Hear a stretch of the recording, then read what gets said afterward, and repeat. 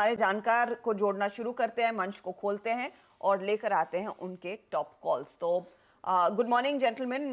गावा साहब, शुरुआत मैं आपसे करूंगी, बताइए आपका आज का टॉप कॉल। गुड मॉर्निंग और आपको सबको शुभकामनाएं। स्टॉक जो मैंने चुना है वो आज बैंकिंग क्षेत्र से है और स्टॉक का नाम है एक्सिस बैंक।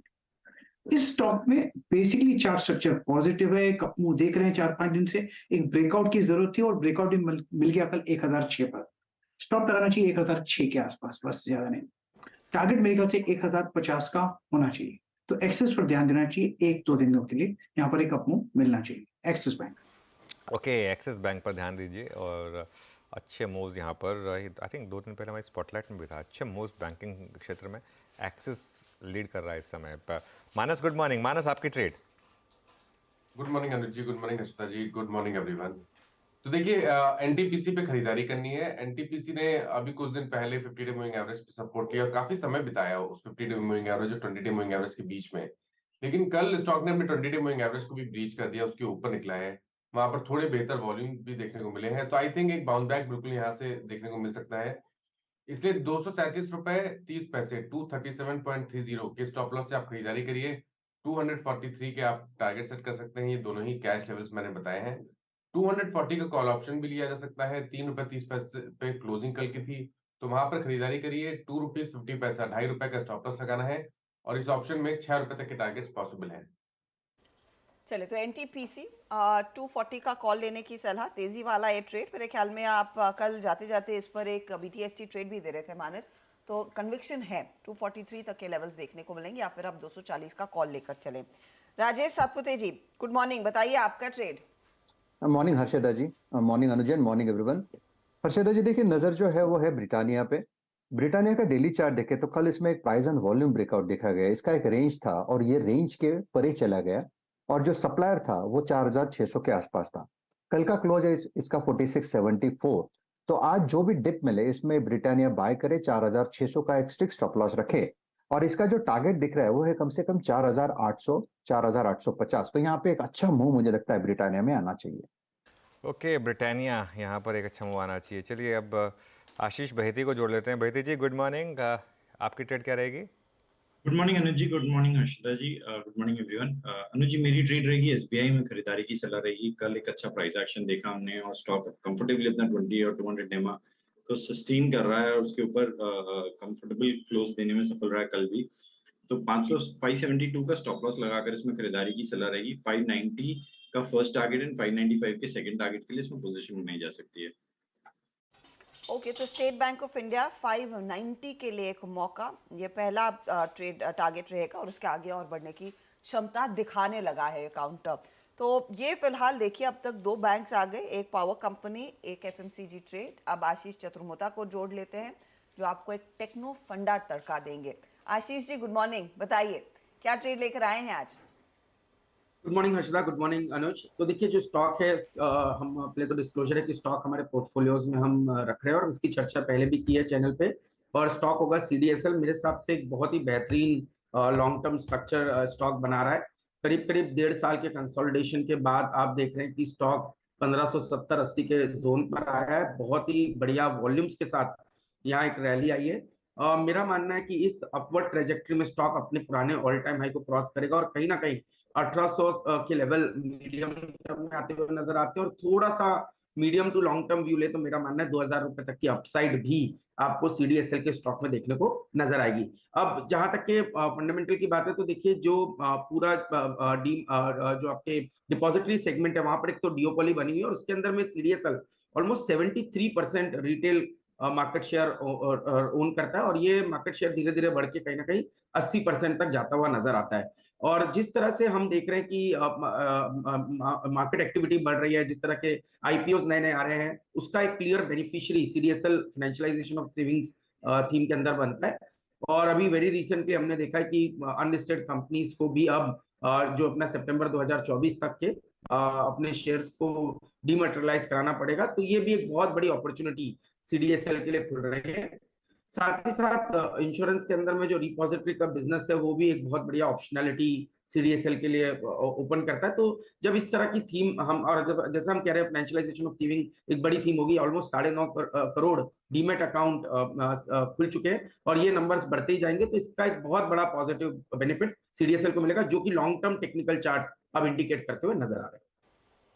CDSL वो देखिए एक प्रेफर्ड बाय के तौर पर आप आशीष जी ने पिक किया है। इनफैक्ट आगे ऑफ कोर्स NSDL की भी तैयारी हो रही है IPO लाने की, तो उसका भी कुछ ना कुछ एक्शन यहाँ पर भी आता हुआ दिखाई देगा, लेकिन फिलहाल एक तेजी वाला ट्रेड जरूर बनता दिखाई दे रहा है।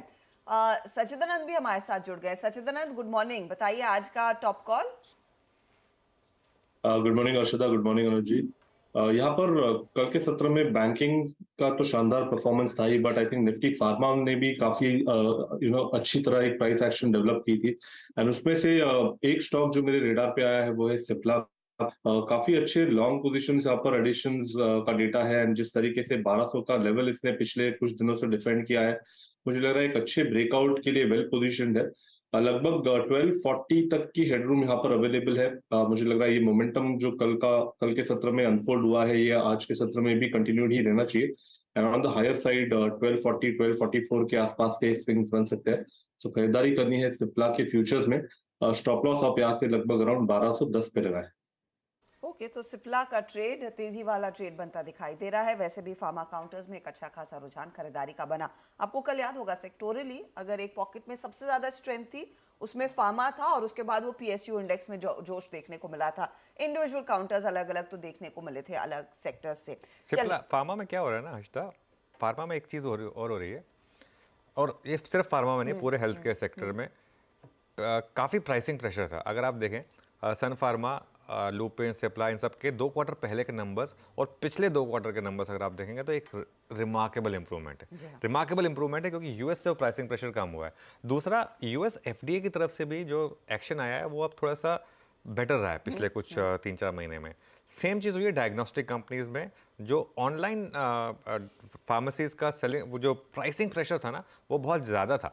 जैसे अभी हम डॉक्टर लाल के CFO से उस दिन बात कर रहे थे, वो डेफिनेटली वो ईज हुआ है। और उसमें ना आप खुद देख सकते हैं। आप पिछले साल अगर आप कोई भी टेस्ट कराने जाते थे 1mg.com पे या किसी भी उस पे, वो आपको बहुत सस्ता मिलता था। आज की डेट में कोई बहुत ज़्यादा फर्क नहीं है। हाँ, इतना सस्ता नहीं है, इतना सस्ता नहीं है। और कई बार क्या होता है ना, स्पेशली अगर आप कोई एक इंपॉर्टेंट टेस्ट करा रहे हैं, you would rather choose doctor Lal या मेट्रोपोलिस अगर डिफरेंशियल सिर्फ 20% का है। डिफरेंशियल अगर 50 या 60% का, पहले क्या था 50-60% का डिफरेंशियल आ रहा था, तो ऑब्वियसली लोग वो ऑनलाइन उस पर जा रहे थे।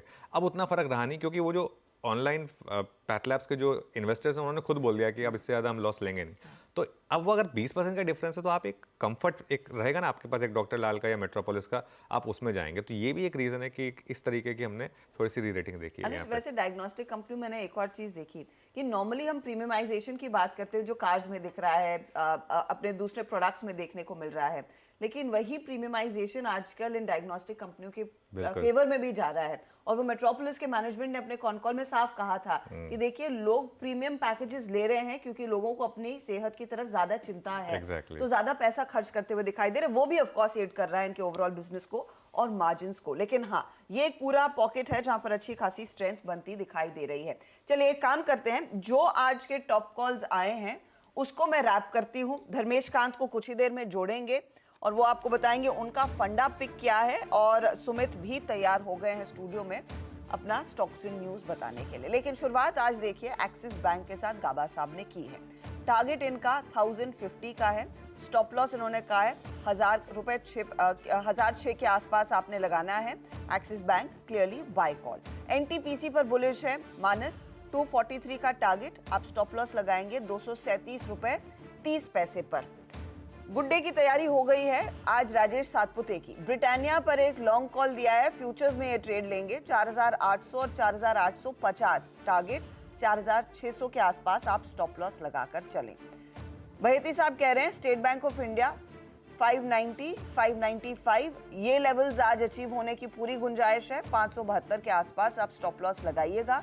एक टेक्नो फंडा के रूप में आया है CDSL आशीष जी की तरफ से। आशीष चतुर्मोता ने जो ये ट्रेड दिया 1800 से 2000 के टारगेट्स के लिए ये आजकल बाय करने की सलाह दे रहे हैं। और सिप्ला कल पूरे फार्मा काउंटर्स में जो जोश देखने को मिला है उसी में से एक चुनकर लेकर आए हैं आज सचिदानंद उत्तेकर अपना ट्रेड 1240 और अगला टारगेट 1244 का। स्टॉप लॉस यहाँ पर आप करीब करीब 1210 के आसपास लगाएंगे। तो ये फिलहाल है वो ट्रेड्स जिन पर आपकी नजरें होनी चाहिए।